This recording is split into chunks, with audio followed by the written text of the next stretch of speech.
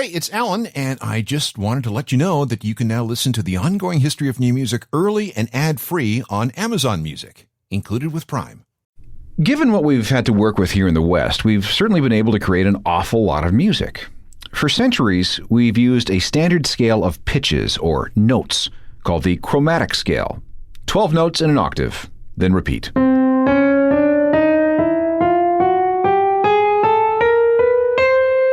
All the notes are related to each other mathematically. The connections between the notes are a set series of ratios, or as music theorists say, intervals of a semitone.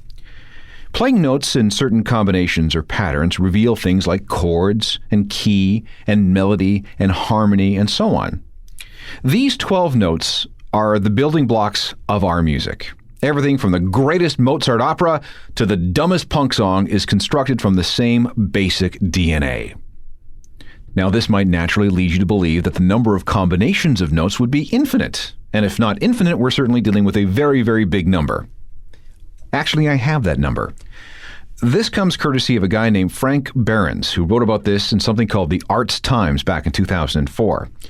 A quick bit of factoring, remember that from math class, reveals that there are 479,001,600 possible combinations of those 12 notes, if you just play them once each.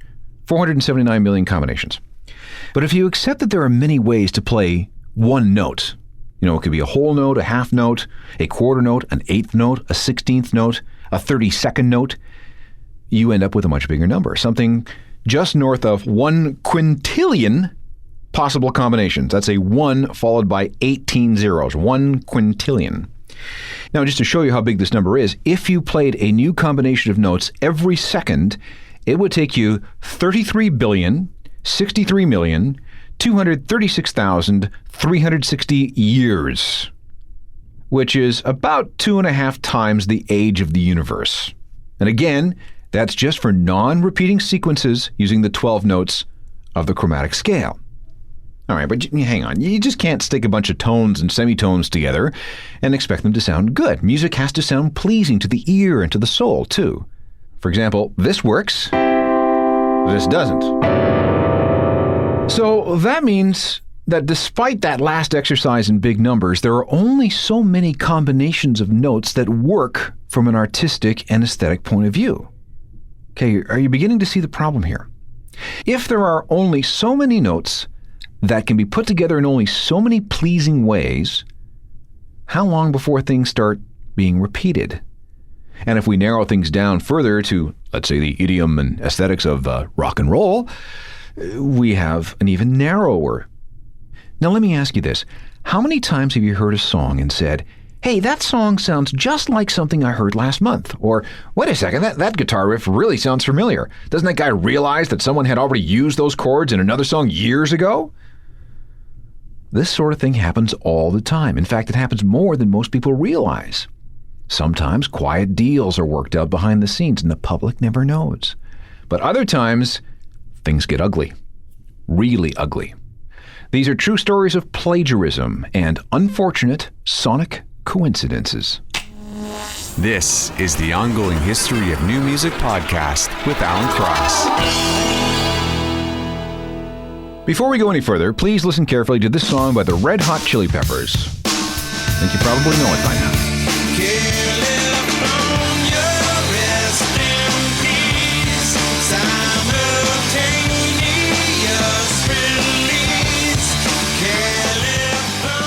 The Red Hot Chili Peppers with Danny California from their Stadium Arcadium album, which was released on May 9th, 2006. Now listen to this, which was recorded in 1993. This is Tom Petty and the Heartbreakers with a song called Mary Jane's Last Dance. She grew up in an Indiana town, had a good-looking mama who never was around, but she grew up tall and she grew up right with them Indiana boys on an Indiana night. Got that? Okay, that was Tom Petty. Chili Peppers? Getting born in the state of Mississippi. Papa was a copper and the mama was a hippie. Tom Petty. She grew up in an Indiana town, had a good-looking mama who never was around. Chili Peppers. In Alabama, she was swinging a hammer. Price you gotta pay when you break the panorama. Is this a case of plagiarism? Or is it just an unfortunate sonic coincidence? Petty never sued, but people sure did suggest that he thought about it. Welcome to the show. I'm Alan Cross. Plagiarism is when you pass off someone else's work as your own without ever acknowledging the original creator. And plagiarism is a nasty thing. It's cheating, it's unethical, it's dishonest, and it's theft, plain and simple. And if the charge sticks, it can ruin reputations. Just ask Jason Blair. He was a reporter for the New York Times, and he got caught copying and was forced to resign in disgrace. Remember that story from 2003? Or how about Dan Brown, who was hauled through the courts at least twice on charges of plagiarizing bits of the Da Vinci Code? And yes, it does happen in music, and in all kinds of music. And that's what we're going to explore, starting with some cut and dried examples of people who copy things they shouldn't have, starting with Oasis. Now, according to their detractors, Oasis has always been something of a copycat, derivative. There's a story from the days when Oasis was working on their debut album in a communal rehearsal space in Manchester. It was a place for a lot of groups to set up and jam and stuff. Now, according to the story, other people in the complex had to listen to Oasis play the same 10 songs over and over and over again. And after a while, it became somewhat obvious that some of these songs were eerily similar to some very familiar riffs and melodies. At one point, one of the other bands using the facility, we don't know who it was, posted a sign on the door of the Oasis rehearsal room, and the sign said, "Get your own riffs." So yes, they've been in trouble a number of times. Have a listen to this song. It's called Shaker Maker. It's from their first album, Definitely Maybe, released in 1994. Pay attention to the melody.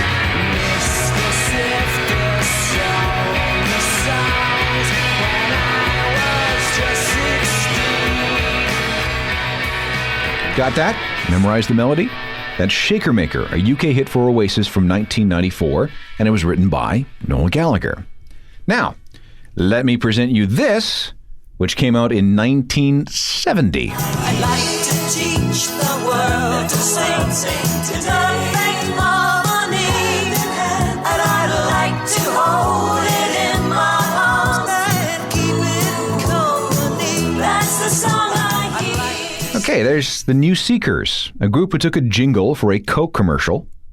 Yes, you heard me, a Coca-Cola commercial, and they turned it into a massive worldwide hit single. And yes, there are similarities, and yes, there was a lawsuit. And no, Oasis didn't really fight too hard. I mean, when the band played the song live, Liam would often goof around by inserting bits of the Coke commercial song right into the middle of Shaker Maker. The upshot of this was a court case, and Oasis was ordered to make changes to the song. Here's a quote from Bonehead, the guitarist at the time. "We ripped it off, so they had the right to sue us. Fair enough.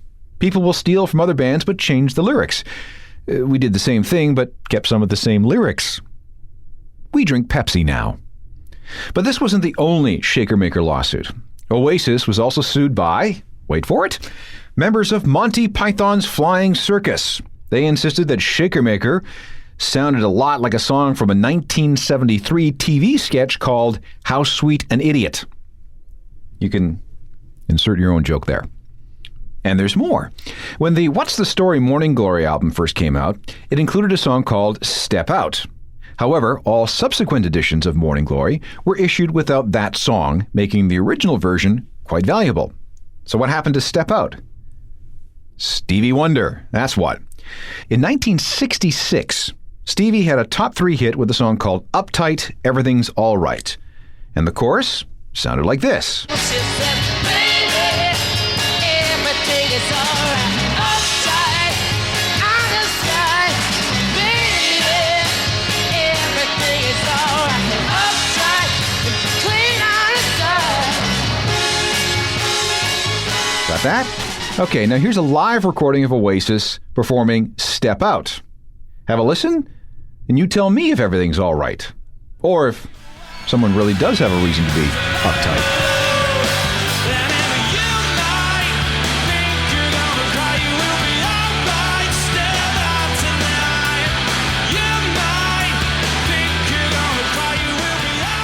Oasis with Step Out. Did you hear anything similar in that to this?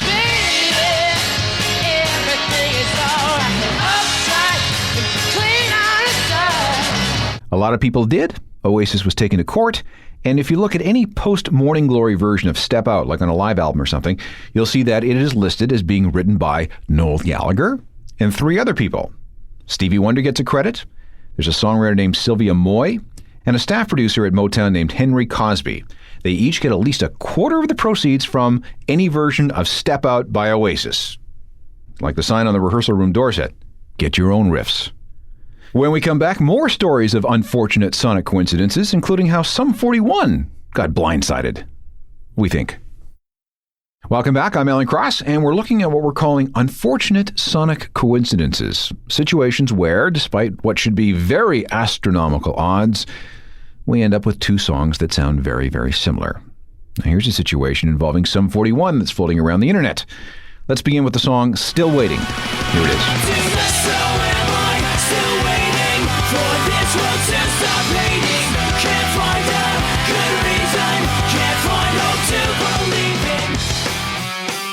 Okay, got that major hit from Sum 41, Still Waiting.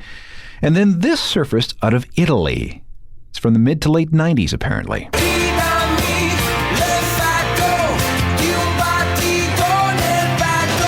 Okay, got that?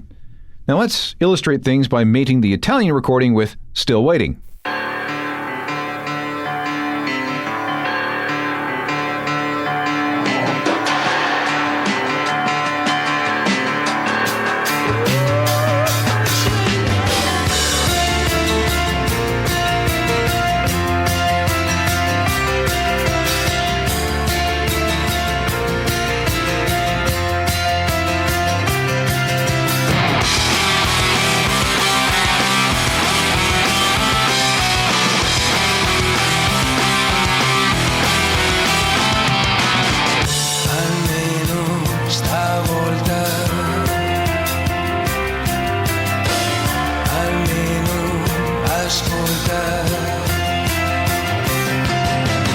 So am I still waiting for this world to stop hating?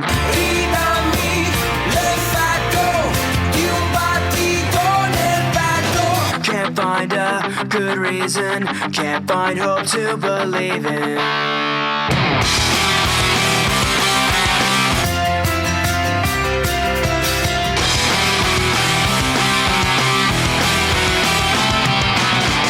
So am I still waiting? So am I still waiting for this world to stop hating? Almeno stavolta col coraggio di guardarci in faccia. Sounds very, very similar, doesn't it? However, let's be honest here. We're dealing with a pop song. Pop songs, by their very nature, have very, very simple structures. In this particular case, we're dealing with a chorus that's based on 2 alternating notes, punctuated by 3 or 4 more. Now, how easy would it be for 2 different composers to independently discover that melody? I'd suggest that it's not so hard at all. In fact, if you ask me, there's no plagiarism here. I'd simply chalk this up to an unfortunate sonic coincidence, and we're only aware of it because of the power and the reach of the internet. Now let's contrast that with the case of Elastica versus Wire. Now Elastica was one of the great bands of the Britpop era of the middle 1990s, and Britpop was all about celebrating Britishness. This meant acknowledging those who came before to blaze a trail for British rock. However, it was possible to pay too much homage. Listen to this. This is a band called Wire with a track that came out in 1977. Think of a number divided by 2. Something is not found. Nothing is not found. Open a box. Okay, you got that? The name of that song is 3 Girl Rumba from Wire, 1977. And if you had asked Justine Frischmann, the leader of Elastica, about some of her favorite bands, she would have said, hey, I really liked Wire. In fact, she admitted to being such a big fan that she deliberately nicked some of 3 Girl Rumba for one of her songs. You know, it was supposed to be kind of a tribute.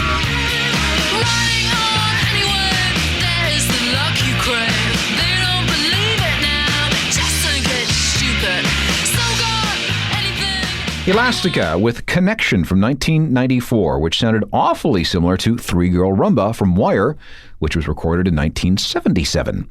And yes, people took note. But there really wasn't need to haul everybody into court to prove that Elastica had ripped off Wire because Justine Frischmann just admitted it. So, hey, you got me. But damages had to be levied. And the ruling was that Elastica had to surrender a certain amount of the royalties from that first album to Wire in exchange for paying too much homage to them. Seems fair, huh? And it wasn't the only issue with that first Elastica album. The Stranglers, British band that was formed in 1974, noticed that the Elastica song Waking Up sounded awfully like one of their songs from 77 called No More Heroes. Same result. A piece of that first Elastica album was awarded to the Stranglers. Not an unfortunate sonic coincidence, an actual case of, theft. Well-intended theft, but theft nonetheless. Coming up, another case of Get Your Own Riff, this time starring Nirvana and a track from Nevermind. One of the great albums of the 1990s was Nevermind by Nirvana. Yet, as he was writing it, Kurt Cobain was nagged by the thought that he just might be ripping off other people. He was worried that the chorus in Smells Like Teen Spirit was too similar to More Than a Feeling by Boston. He was afraid that people would accuse him of imitating the Pixies with the quiet, loud structure of the songs. And he might have been worried about what Jazz Coleman might think about Come As You Are. Now, who is Jazz Coleman? I'll explain, but let's listen to Come As You Are first. And please pay close attention to the guitar bit that's playing right now.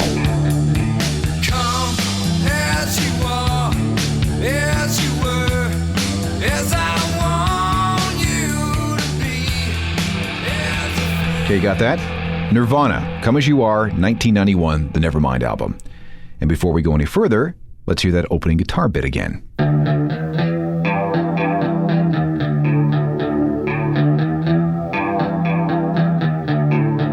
Okay, can you speed that up a bit?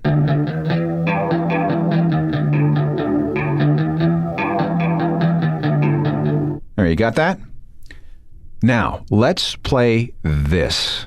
The band is Killing Joke, fronted by Jazz Coleman. The song is from 1985, and it's called 80s.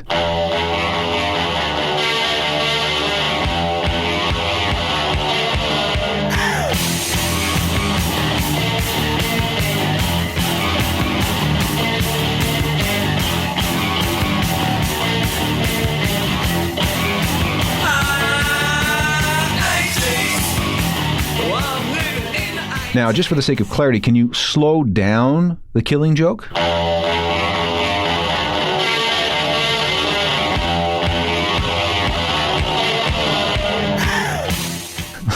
Okay, so you can maybe see the problem here. Jazz Coleman was the singer and co-writer of 80s, and yes, he did notice the similarities. But did he ever do anything about it? It's actually very unclear. Some sources say that there was a lawsuit, but that it was dropped after Kurt Cobain committed suicide. Others say that even though they considered suing, Killing Joke decided not to take any action on copyright infringement for personal and financial reasons. Whatever the case, today all is forgiven. Kurt is gone, and Dave Grohl has performed and recorded with Killing Joke. Still, back in 1992, the whole controversy threatened to scuttle Come As You Are, which was released as the second single from Nevermind. Makes you kind of wonder what might have happened had a lawsuit prevented the release of that single, and what might have happened to the momentum of Nevermind as a whole throughout 1992. Had that momentum been interrupted by a lawsuit, things might have turned out really a lot different. And it kind of makes you think where music in the 90s kind of might have gone, huh? When people create art, they're justifiably proud of their accomplishment. So when someone comes along with something that sounds spookily familiar to what you did, you're going to want to know what's going on. On part 2 of An Unfortunate Sonic Coincidence, we'll look at accusations leveled against Trent Reznor and Nine Inch Nails, a suit filed against New Order by John Denver, and we'll look at how Nickelback has been accused of plagiarizing themselves. I know that sounds a little weird, and I know that no one was sued, but it's an interesting little exercise in strangeness. Trying to find the story and the truth behind those songs that sound very, very similar. Technical productions by Rob Johnston. I'm Alan Cross. You've been listening to the Ongoing History of New Music podcast with Alan Cross. Subscribe to the podcast through iTunes, Google Play, Stitcher, Spotify, and everywhere you find your favorite podcasts.